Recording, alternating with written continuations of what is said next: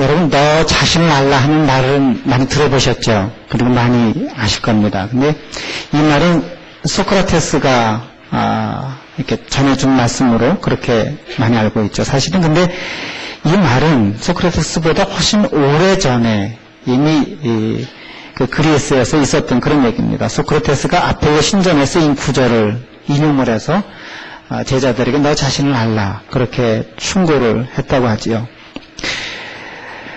좀 과장되게 표현하면 이 충고가 인류에게 전해진 지 수천 년이 지났는데 아직도 여전히 이 너 자신을 알라고 하는 이 주제는 우리의 과제지요. 자기 자신을 안다고 하는 것이 과연 얼만큼 가능할까? 자기 자신을 안 사람이 과연 몇 사람이나 될까?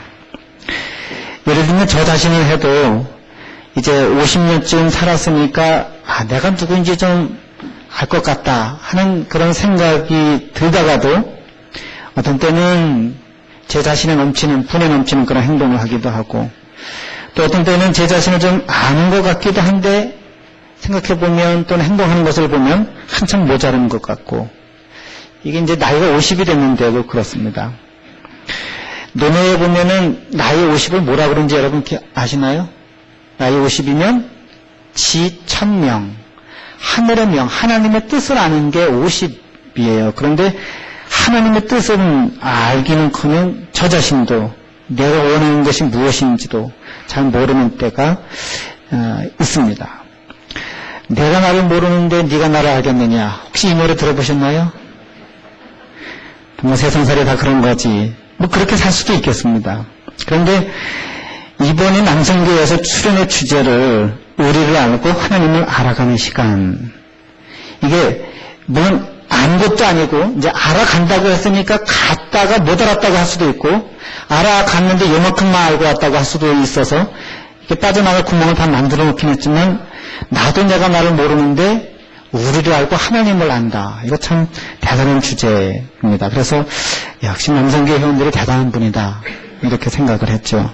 아니면 주제 파악을 못했거나.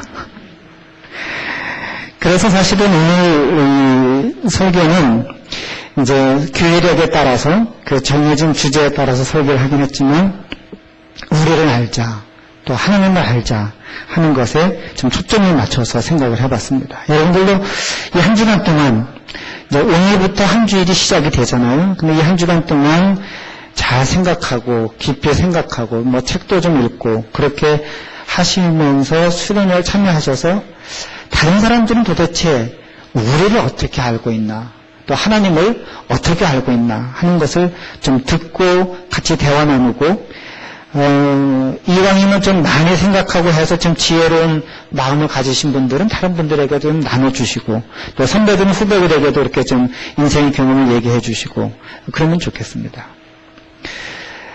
성경을 전에도 누차 말씀드렸지만 그냥 아무 생각 없이 읽으면 그냥 읽다가 잠이 들기 쉽습니다. 딱딱하죠. 옛날 말투로 되어 있죠. 요즘 뭐 현실적인 얘기도 별로 없죠. 근데 질문을 가지고 읽으면 그 성경은 신기하게도 그 질문에 대한 대답을 우리에게 줍니다. 오늘 이 본문도 흔히 솔로몬이 하나님 앞에 기도해서 지혜를 얻은 아니 지혜뿐만 아니라 부귀영화 장수도 다 누린 그런 본문으로 알고 있습니다.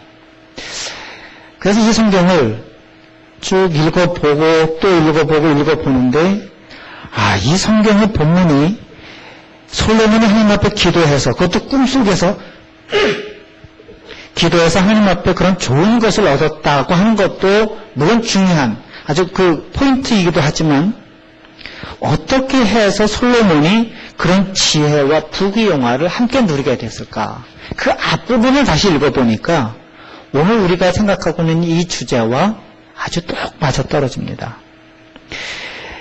이 성경 본문을 읽으면서 저도 예전에 목사님들이 솔로몬은 여러분 하나님 앞에 지혜를 구했습니다. 장수를 구한 것도 아니고 물질을 구한 것도 아니고 하나님 앞에 지혜를 구해서 하나님이 그걸 좋게 보시고 지혜 플러스 알파를 주셨다. 그래서 저도 고등학교 다닐 때 그렇게 기도했죠. 하나님 저에게 지혜를 주십시오. 그래서 대학교만 붙여주신다면 뭐든지 하겠습니다. 그러진 않았어요. 그렇게 했던 큰일 나게. 그래서 하나님께서 원하시는 것 하면서 살겠습니다. 그렇게 기도를 했죠. 그래서 지금 여기 와 있습니다. 여러분 기도 잘 하셔야 돼요. 근데 오늘 여기 본문에 보니까 솔로몬이 지혜롭게 기도해서 자기가 원하는 지혜도 얻고 장수도 얻고 부자도 되고 이런 것으로만 이 초점을 맞춰서 읽어보면 내가 나되는 것, 나를 아는 것, 우리를 아는 것과는 아무런 상관이 없습니다. 솔로몬이 하나님 앞에 기도하고 걱정할 때 그 꿈속에서조차도 하나님 앞에 기도했을 때 솔로몬이 생각했던 게 무엇일까? 이 본문에서 보면 이 많은 백성을 내가 어떻게 재판할 수 있겠습니까? 하는 그런 걱정이었습니다. 그래서 이 성경 본문을 여러분 다시 보시면 옛날 개혁 한글 성경에는 지혜를 달라고 그랬는데 개혁개정 성경에는 듣는 마음을 주소서 그랬습니다. 그래서 솔로몬의 기도 내용은 두 가지입니다. 듣는 마음을 주셔서 주의 백성을 재판할 때 선악을 분별하게 하소서라고 하는 거였습니다. 물론 이때 솔로몬이 재판한다는 것은 지금처럼 사법, 입법, 행정이 딱 분리된 이런 시대에 그 재판관의 역할보다는 훨씬 더 컸을 겁니다. 나라를 다스리는 그런 일이죠. 그래서 잘 들어서 내가 먼저 말하는 마음이 아니라 백성들의 얘기를 들어서 이 백성들이 옳고 그름을 판단할 수 있도록 선악을 구별할 수 있도록 뭐 좀 더 표현하자면 이 나라와 정의와 불의를 구분할 수 있는 그런 백성들, 그런 나라가 될 수 있는 그런 기강을 세우고 기초를 세우고 백성들에게 그런 모범을 보이는, 예를 들면 솔로몬의 그 마음속에 있는 기도의 제목은 그런 거였을 겁니다. 자기를 위한 것도 아니고 원수를 갚자는 것도 아니고 송사를 듣고 백성들의 송사를 듣고 그것을 분별하는 지혜를 하나님 앞에 구한 것이지요. 그러니까 이 솔로몬의 기도 또는 지혜를 구한 그 기도의 내용은 세상을 살기 위한 지혜, 대학을 잘 가기 위한 지혜, 직장을 잘 얻기 위한 그런 지혜가 아니라 왕으로서, 백성을 다스리는 사람으로서, 그리고 그 왕은 지금 우리 뭐 대통령 이런 정도가 아니라 하나님을 대신해서 이 나라를 다스리는 그런 하나님의 사람으로서 어떻게 그 필요한 일들을 잘 할 수 있을까 하는 것에 대한 하나님께 기도한 것이었고 요청이었습니다. 제 이 말씀이 틀리지 않다고 하는 것을 어떻게 증명할 수 있느냐. 16절, 오늘 읽지는 않았지만 16절부터 쭉 읽어서 보면 그 순위 솔로몬의 재판이라고 하는 그 얘기가 기록되어 있습니다. 두 여인이 똑같이 아이를 낳았는데 한 여인이 아이를 그만 이렇게 누워서 같이 자다가 깔아서 죽였습니다. 그리고 이 죽은 아이를 다른 여인에게 갖다 놓고 그 산 아이를 자기에게 가지고 왔어요. 근데 엄마는 자기 아이를 알잖아요. 아무리 뭐 쌍둥이라 할지라도 다른 사람들은 똑같아 이렇게 생각해도 엄마들은 알잖아요. 그러니까 그 아이는 내 아이니 돌려달라. 아니다 내 아이다. 그래서 서로 재판이 붙은 겁니다. 그래서 솔로몬의 지혜죠. 그 아이를 죽여서 반 갈라서 나눠줘라. 그랬더니 진짜 엄마는 아이가 죽는 것을 원하지 않았으니까 그 아이를 저희 여인에게 주십시오라고 했고, 가짜 엄마는 그래요. 잘라서 똑같이 나눠주세요. 누가 엄마인지 분별할 수 있는 거죠. 그리고 그 16절부터 이어지는 이야기의 맨 마지막 28절은 보면 이 재판의 결과 온 이스라엘이 왕이 심리하여 판결함을 듣고 왕을 두려워했으니 이는 하나님의 지혜가 그의 속에 있어 판결함을 봄이로라. 두려워했다고 하는 것은 뭐 이게 공포 이런 얘기가 아닙니다. 왕을 존경하고 경외하게 되고 어려워하게 됐다 하는 그런 얘기지요.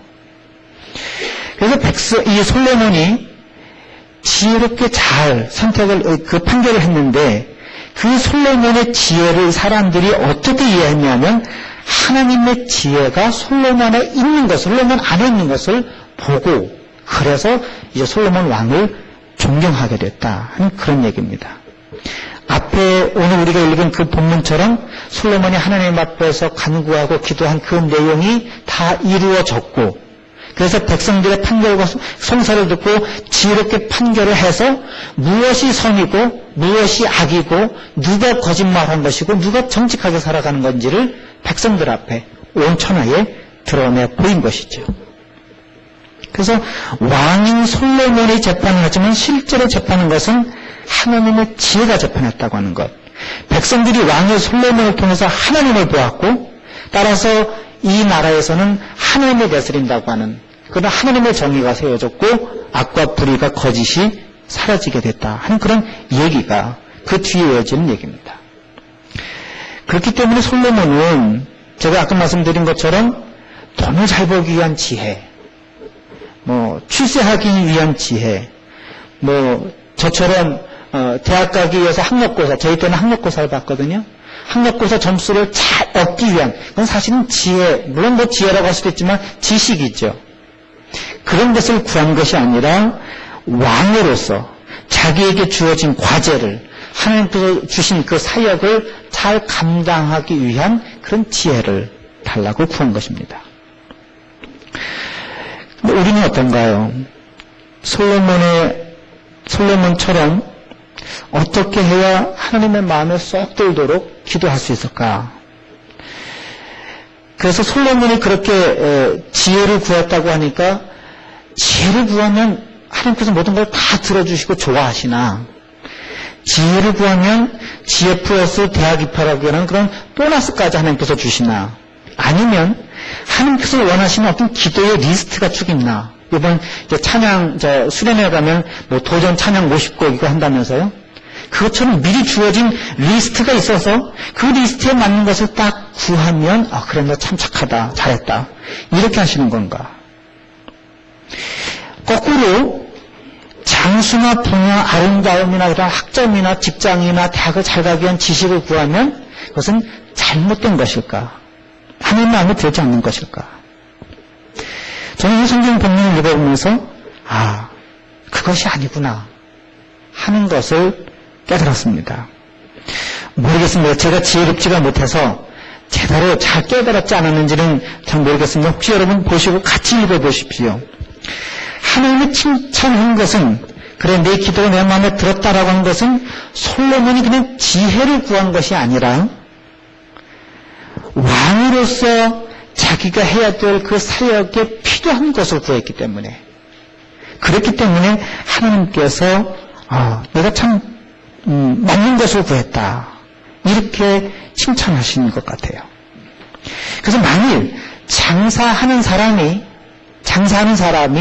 하나님 앞에 이 장사를 통해서 하나님의 사역을 좀 펼쳐가고자 합니다 하는 그런 꿈과 비전을 갖고 사업을 시작을 했어요. 그럼 여러분 뭐라고 기도를 해야 할까요? 또 만약에 병든 사람이 하나님 앞에 간구하고 기도한다면 물론 우리 멋있게 기도하죠. 모든 생명은 다 하나님께 달려있으니까 하나님 데려가시든지 말든지 마음대로 하십시오 라고 할 수도 있겠지요. 오늘 저 주보에다가 중보 기도 제목 넣었는데 어저께 그 이메일을 받았습니다. 그 2년 전인가요? 우리 교회 오셔서 부흥하셨던 그 할아버지 목사님 아시죠? 이렇게 눈썹 크셨던 그 목사님이 메일을 보내셨어요. 한준호 목사님이라고 그 오병이어를 같이 하고 있는 그런 목사님인데 그 사모님이 소아마비이시래요. 근데 네 딸의 어머니시래요. 큰 딸이 지금 대학을 다닌대요. 그런데 전립선 암이 척추와 폐까지도 전이가 됐대요. 벌써 몇 년 전에 유방암을 앓으셨대요.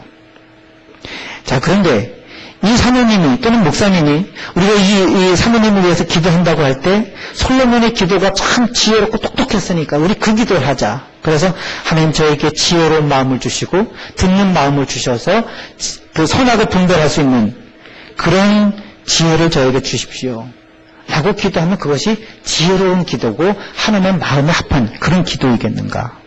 그런 질문입니다. 만약에 제가 기도한다면 목사로서 이 AMC 교회에 처음 부임하는 날 하나님 앞에 기도했다면 제가 뭐라고 기도를 해야 될까요? 어떻게 기도해야, 무엇을 구해야 하나님 앞에 칭찬을 받겠습니까? 그래서 이 하나님의 마음에 든 것은 그 앞에 있는 내용을 다시 한번 살펴봤습니다. 그랬더니 솔로몬이 하나님의 마음에 드는 기도를 할 수 있었던 그 이유가 바로 그 앞에 있습니다. 6절부터 9절까지 그 힌트가 있습니다. 그 말씀의 내용을 보면 결론적으로 솔로몬은 내가 누구인지를 알았고 무엇을 해야 하는지를 알았고 그리고 하나님께서 내게 필요한 것이 내게 하라고 했던 그 사역의 그 목적을 잘 깨달아 알고 있었기 때문에 수련의 주제로 하자면 나를 알고 우리를 알고 그리고 하나님을 알고 있었기 때문에 솔로몬은 하나님께서 내게 구할 것이 무엇이냐라고 물어보셨을 때 하나님께서 원하는 정답을 하나님께 요청하고 말씀드릴 수 있었다고 하는 겁니다. 그래서 키는 중요한 것은 무엇이냐 하면 지혜를 구했다고 하는 것은 결과입니다. 문제의 시작은 이 솔로몬이 지혜를 구할 수 있었던 그 출발점, 좋은 점은 뭐냐면 분명한 자기인식, 자기를 아는 거였어요. 내가 누구인지를 아는 것은 그래서 옷을 입을 때 첫 단추를 꿰는 것과 같이 실험하는 분들 잘 아시죠? 데이터를 넣을 때 잘못된 데이터를 넣으면 잘못된 자료를 넣으면 결과가 엉뚱하게 나오잖아요. 그래서 좋은 자료, 좋은 데이터를 넣는 것과 똑같습니다. 그래서 그 결과는 지혜를 구하는 것이든 장수를 구하는 것이든 부를 구하는 것이든 그 종류의 문제가 아니라 그 사람에게 사역에 맞는 그 사람의 삶의 목적에 맞는 하나님께서 주신 그 비전에 맞는 그것을 구하는 것 그것이 지혜라고 하는 겁니다. 솔로몬이 어떻게 해서 자기를 그렇게 알았을까? 우리 6절부터 9절까지를 좀 자세히 더 살펴볼까요? 근데 세 가지를 저는 여기서 발견했습니다. 하나는 자기 자신을 아버지 다윗을 통해서 발견했습니다. 솔로몬은 세 가지인데 성실과 공의와 정직한 마음으로 주와 함께 주 앞에서 살았음을 기억하고 있습니다. 누가? 다윗, 아버지 다윗이. 물론 다윗은 본스러운 일도 했고 잘못도 했고 아버지로서 볼 때 지난주에 말씀드린 것처럼 아버지의 역할을 못한 면도 없지 않아 있습니다. 그런데 솔로몬의 아버지로부터 물려받은 교훈은 솔로몬의 아버지를 기억하고 있는 것은 성실과 공의와 정직함이었습니다. 그것도 하나님 앞에서 하나님과 함께. 이 솔로몬이 물려받은 유산은 그렇기 때문에 그냥 정신적인 유산만이 아니라 신앙적인 유산이라고 봅니다. 다윗이 하나님 앞에서 그렇게 살았으니까 그렇게 살았던 삶의 모습, 그 정신, 신앙의 전통을 다윗은 물려받은 겁니다. 다윗이 그렇게 살았음으로 해서 하나님의 은혜를 받아 왕위를 물려줄 아들을 하나님께서 주셨고 그 아들은 다시 말하면 솔로몬은 보다시피 왕이 되었습니다. 아까 말씀드린 정직과 성실과 공의와 정직이 무형의 신앙의 유산이었다고 한다면 왕이라고 하는 것은 아주 현실적인 눈에 보이는 유형의 유산이지요.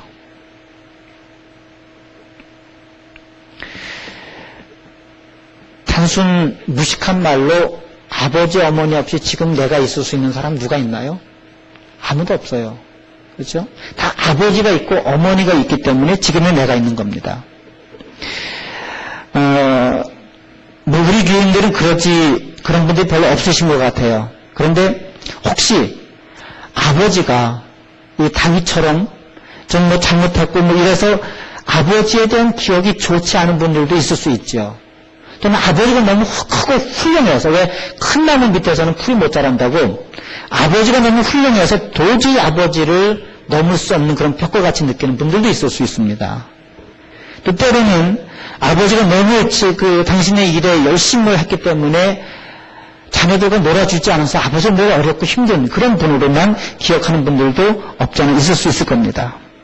그래서 나는 아버지 싫어요. 나는 아버지와 같은 그런 아버지 되지 않을 거예요.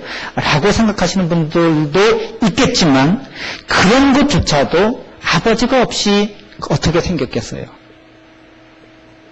그래서 아버지라고 하는 분이 좋으면 좋은 대로 사랑스럽고 자상하고 나와 친구가 같아서 뭐든지 다 얘기해 줄 수 있고 얘기하면 들어줄 수 있는 그런 아버지이기도 또는 싫었던 부인하고 싶고 부정하고 싶고 만나기 어려운 그런 아버지일지라도 또는 그 중간에 어디쯤에 있는 그런 아버지일지라도 아버지가 지금의 나를 또는 어머니가 지금의 나를 형성하고 만들어가는데 빼놓을 수 없는 존재라고 하는 것은 분명하잖아요.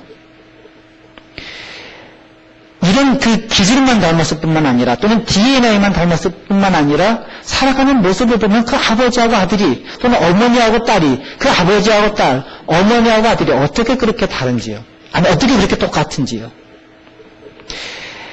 제가 하루는 저희 누님하고 저희 누님의 작은 딸이 이렇게 횡단보도를 건너가는 걸 제가 버스 안에서 타고 있어 봤는데 그 두 모녀가 횡단보도를 건너가는 모습이 얼마나 똑같은지 제가 막 웃었습니다.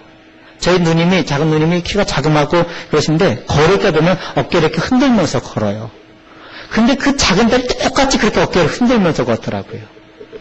얼마 전에 축구를 볼 때 누구죠? 이민주 집사님이 이렇게 안 삐뚤하게 앉아서 보는데 예헌이도 똑같이 앉아서 그러고서 텔레비전을 봐요. 똑같이 닮았어요. 이거 제가 아는 식구들만 얘기해, 다른 분들 얘기하면 안 할게요. 저희 형님의 큰딸이 있는데 하다못해 밥 먹는 그 숟가락 뜨는 그 꽃까지 그 아버지하고 똑같대요. 성격도 닮지요. 기질도 닮지요. 습관도 닮지요. 신체도 닮지요. 그 아버지를 보면 나를 알 수 있고 혹시 아버지들 되신 분들 중에서 아직도 내가 잘 모르겠다. 아버지를 봐도 나를 모르겠다. 그러면 아들, 딸들을 보시면 여러분들 아실 수 있을 거예요.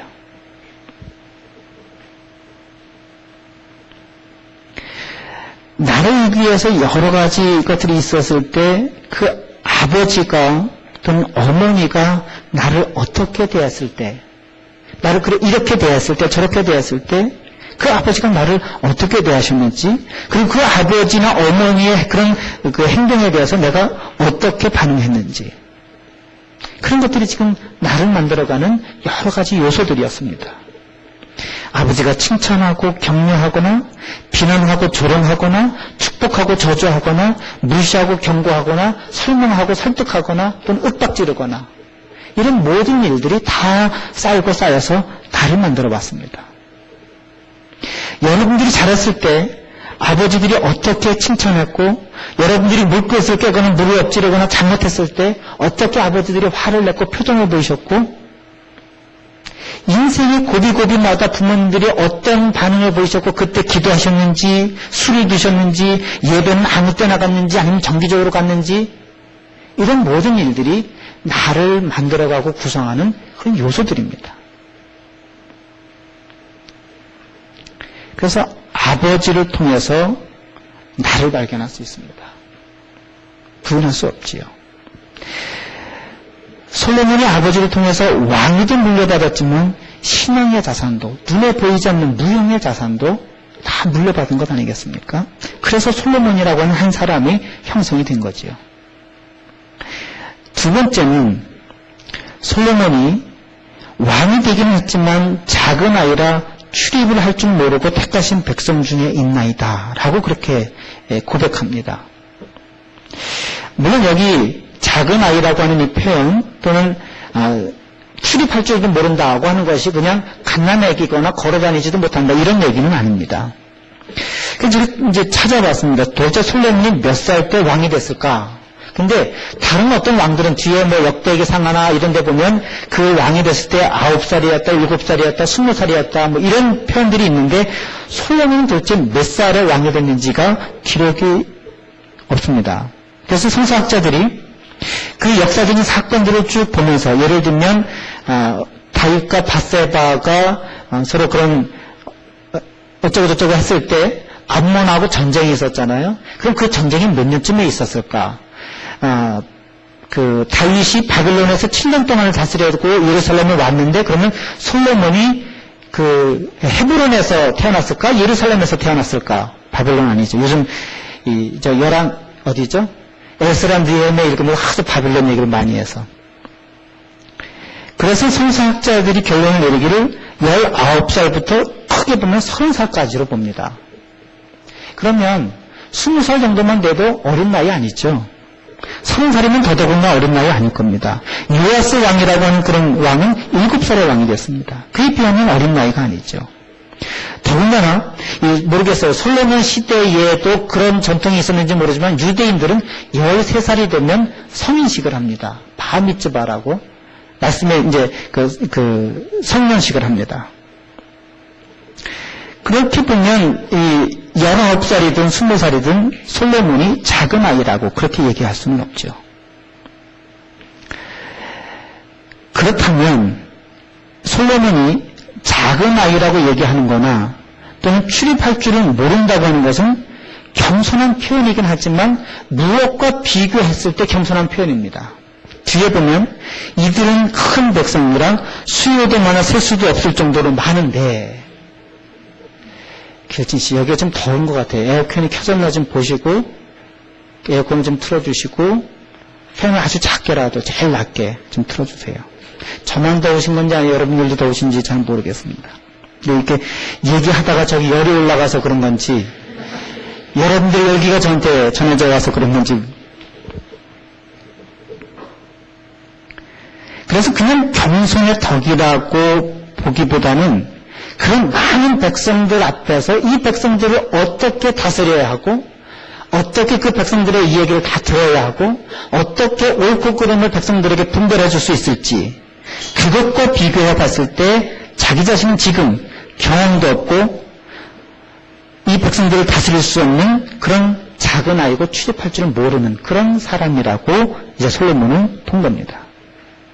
그래서 저는 이것을 그냥 좋게 봤을 땐 겸손 또는 열등감 또는 자기 비하는 아니겠지만 그렇게 자기 자신을 낮추어 보는 것, 이런 것이 아니라 자기 과제 앞에 해야 될 그 사역 앞에 놓인 일들 앞에서 지금 자기가 이만큼 걱정하고 있고 긴장하고 있고 자기 자신이 이것을 어떻게 헤쳐나갈지 그런 지금 마음의 부담을 안고 있다고 하는 그런 자기인식에, 분명한 자기인식이라고 보는 것이 옳다고 봅니다.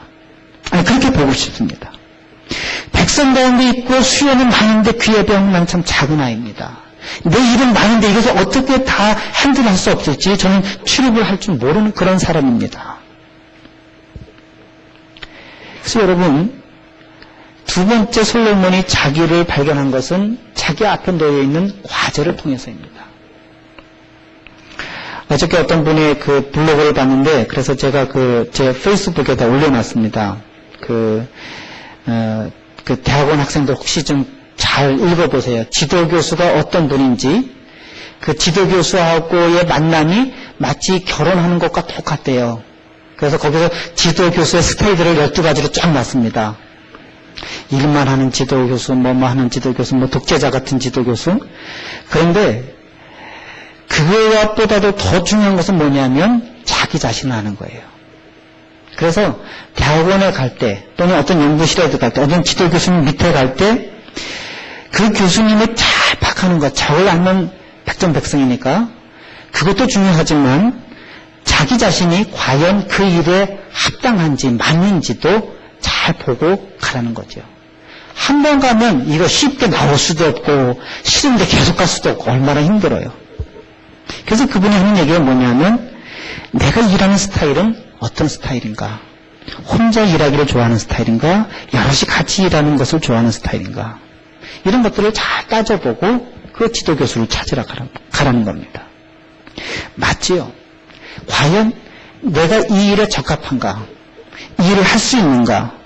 연구자로서, 주부로서, 사업가로서, 목사로서의 나를 알아야 내 앞에 놓여 있는 목회의 일, 사업의 일, 가정의 일, 연구하는 일, 이것들을 잘 감당할 수 있지 않겠습니까?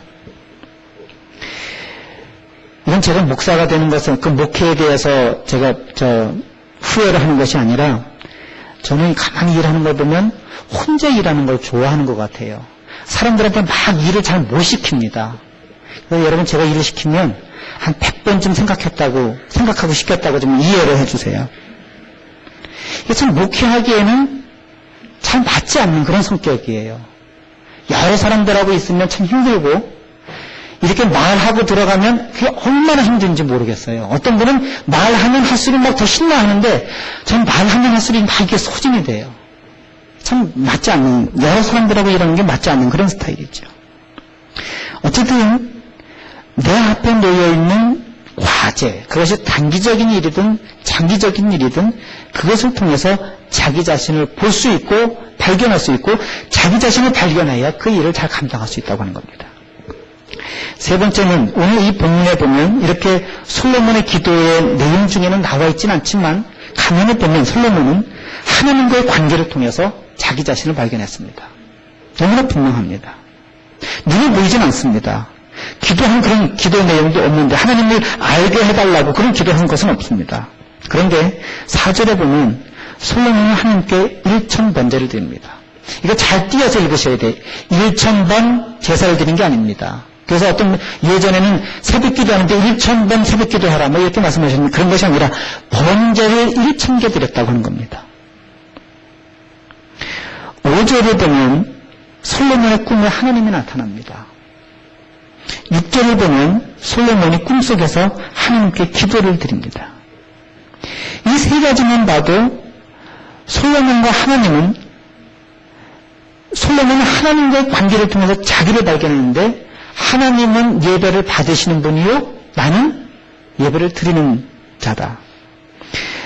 꿈속에서 하나님께 기도 드릴 때 하나님은 그 기도를 받으시는 분이고 그 기도를 들으시고 복을 주시는 분이고 나는 하나님께 기도를 간구하는 자고 하나님께 복을 받는 자라고 하는 그런 자인식이 하나님과의 관계를 통해서 분명히 할 수 있었습니다.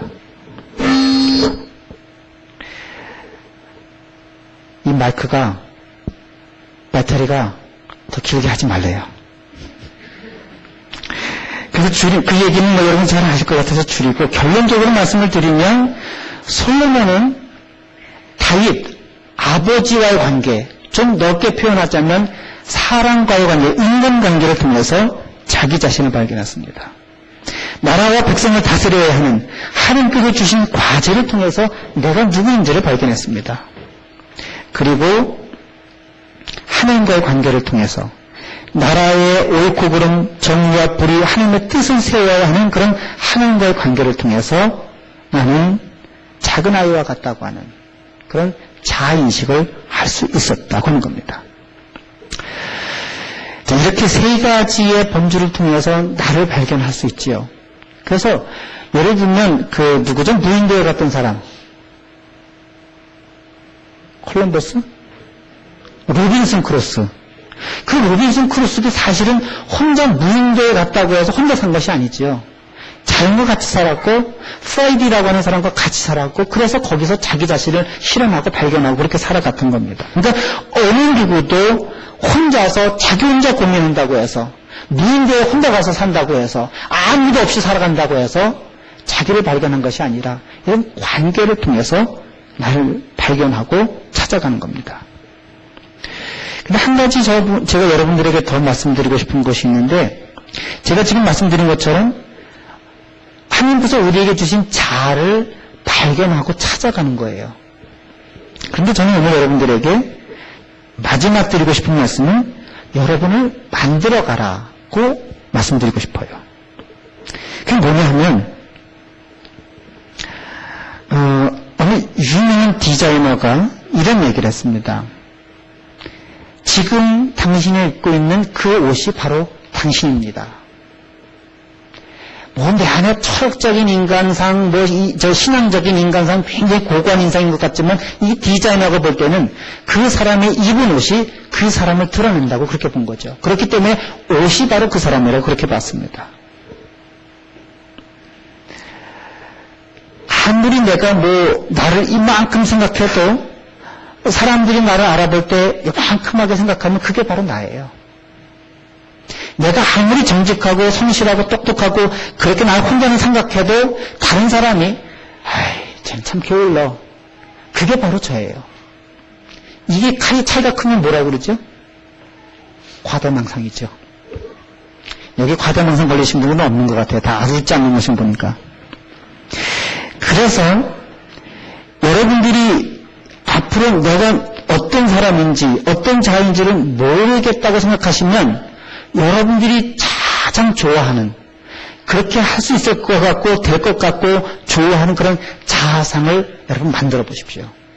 그리고 그것을 한두 가지의 말로 간단한 표현, 사람들이 듣고 기억하기 좋은 표현으로 그것을 여러분 만들어 보십시오. 예를 들면 어떤 한 상품을 만들어서 이 상품을 사람들한테 선전하기 위해서 광고를 하지요. 광고만 기억, 가장 히트쳤던 광고, 옛날에 오렌지 주스 만드는데, 쌕쌕이, 봉봉. 주스는 기억이 나지 않아도 그 봉봉이라고 하는 건 기억나잖아요, 여러분. 그거 똑같은 거예요. 나를 사람들에게 알릴 때, 내가 입고 있는 옷이 그냥 나예요. 사람들이 보는 나가 나예요. 그렇다면, 나를 사람들이 어떻게 알 수 있도록, 인식하도록, 말하도록, 그렇게 나를 알고, 나를 만들어서 그렇게 사람들에게 보이라 하는 겁니다. 예를 들면, 저는 어렸을 때 중학교 때부터 목사라는 얘기를 들었어요. 그때 제가 이 얘기를 미리 알았다면, 그냥 목사가 아니라, 어떠한 목사. 착하고, 똑똑하고, 신실하고, 마음씨 좋은, 이렇게 만들어갔을 겁니다. 이거는 그냥 어떤 사람들은 내가 그렇게 표현하려고 노력하지 않아도 사람들이 이렇게 붙여주지요. 국민 여동생 누구죠? 김연아. 역시 여러분들은 젊은 세대예요. 저 세대는 누구냐면 문근영이었습니다. 이 구글을 보니까 국민 여동생도 족보가 있더라고요. 여러분들도 이미 지나갔어요. 요즘은 누구냐면 아이유예요. 그래서 문근영, 김연아, 아이유. 요즘 누구라고요? 수지? 잘 모르겠는데. 예를 들면, 음악의 여왕. 여러분 누구 기억하시나요? 네? 김지미? 엘리자베스 테일러? 그렇죠. 누구라고 얘기하면 그 사람을 딱 떠올리는 것. 그게 바로 나예요. 우리 교회에 있죠. 청년들 중에서 그냥 해볼까요? 뭐든지 잘하는 이다빈. 그렇죠? 재미있는 오징어. 이다빈의 버금가는 이효주. 제가 보니까 테니스는 다빈이보다 더 잘 쳐요. 이건 뭐라고 얘기하냐면 PI라고 퍼스널 아이덴티티라고 그렇게 얘기를 합니다. 그걸 여러분 만들어 보세요. 되고 싶은 나에 대해서. 그래서 그것을 보고 얘기하고 다니세요. 마음씨 착한 김창국입니다. 뭐든지 잘하는 이다빈입니다. 이건 좀 제가 웃으라고 하는 말씀이고, 그렇게 여러분 자기 자신을 표현해 보세요. 그러면 사람들이 그 사람 생각할 때 착한 김창국. 이 그룹에서 사람들 처음 소개할 때 여러분 그냥 저는 82년생이고요. 대구에서 왔고요. 머천다이징 전공하고 있고요. 그렇게 하지 마세요. 여러분들을 사람들에게 보이는 첫 이미지인데 그렇게 사람들이 기억할 텐데 82년생 머천다이징 사람들이 기억 못해요. 어떻게 여러분 소개하시겠어요? 에임스의 퀸카입니다. 이렇게 너무 좀 속덜나요? 다시 표현해보세요, 그러면. 가장 아름다운 사람, 마음씨가 착한 사람, 김창국입니다. 이것도 별로 아닌 것 같으네요. 여러분이 저를 그렇게 인식하지 않는 것 같아요. 그런데 더 중요한 것은, 또 있습니다. 이번에 수련회 가니까 이번에 제가 좀 띄워드리려고. 혹시 모르면 여러분 기억하십시오. 주부의 마음, 누굴까요? 남성교회 중에서. 이영수. 요즘 남성교회 회원들한테 모진 지시를 받고 있습니다. 주부의 마음을 그렇게 잘 알아준다나? 자연스럽게 사람들이 붙여주는 그런 말이지만 그것을 사람들이 나를 붙여줄 때 부정적인 것으로 쟤는 게을러, 늘 지각이야, 늦게 와 이런 표현이 붙지 않도록 여러분들이 노력하십시오. 그렇게 만들어 가십시오. 더 중요한 것은 그렇게 살아야 되는 겁니다. 약속 시간 잘 지키는 김창국 했는데 그렇게 소개했는데 그 다음에 첫날부터 5분 10분 늦어봐요. 그건 아니죠. 아까 말씀드린 것처럼 음악의 여왕 엘리자베스 테일러나 또는 뭐 잉그리드 버그맨이나 누구든지 테니스의 황제 페더러든지 골프의 황제 타이거 우즈든지 그 사람들이 하루아침에 된 것도 아니고 거저된 거 아닙니다. 열심히 노력한 거죠. 그러니까 사람들이 그런 이름을 붙여준 거예요. 오늘 제 얘기의 표현대로 하자면 그 사람은 골프의 황제나 축구의 황제로 내가 이름 나야지 하진 않았지만 골프의 황제가 되고 축구의 황제가 되고 음악의 여왕이 되기 위해서 무진장 고생하고 노력하고 그렇게 살았던 겁니다. 그러니까 사람들이 그 사람의 삶의 모습을 보고 딱 한마디로 골프의 황제라고 그렇게 이름을 붙여준 거죠. 한 가지 더 말씀드리고 싶은 것은 그렇게 살면서 그렇게 기도하십시오. 솔로몬이 괜히 작은 아이라고 출입할 줄 모른다고 그렇게 이야기한 것이 아닙니다. 그렇게 살아가는데 그 일에 오르기까지 얼마나 힘들어요. 여러분 뭐 국민 여배우든지 뭐 골프의 황제든지 한 사람밖에 없잖아요. 그렇게 되기까지 그게 거저 떨어지겠어요? 누워서 식은죽 먹기처럼 되겠어요? 그렇지 않습니다. 내 노력, 내가 갖고 있는 한계를 벗어나는 일들이 반드시 있는데 그 일들은 하나님께서 채워주셔야 그것이 가능할 줄로 저는 믿습니다. 그래서 나를 찾아가고 나를 발견할 뿐만 아니라 나를 만들어가 보십시오. 그래서 신앙적으로도 또 삶의 모습에 있어서도 사람들이 나를 그렇게 생각하고 나도 그렇게 생각하고 이 차이가 좁으면 좁을수록 사람들이 나를 평가하는 것과 내가 나를 평가하는 것이 일치하면 일치할수록 자기인식이 분명한 사람일 겁니다. 더 나아가서 하나님이 나를 어떻게 보시는지 하는 것에 대해서도 분명하게 인식한다면 더 말할 나위 없이 좋겠죠.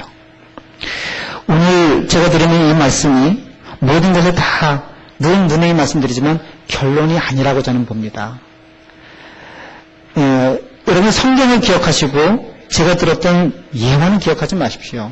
중요한 것은 솔로몬이 그렇게 해서 자기의 과제를 잘 발견해 나갔듯이 그 솔로몬의 모델과 모범을 통해서 여러분들이 자기 자신을 발견해 나가는 것이고 저는 그것을 위해서 조금 여러분들에게 도움을 드린 겁니다. 이번 한 주간 동안 여러분들이 여러분 자신을 찾아가고 발견하는 일에 좀 신경을 써보십시오.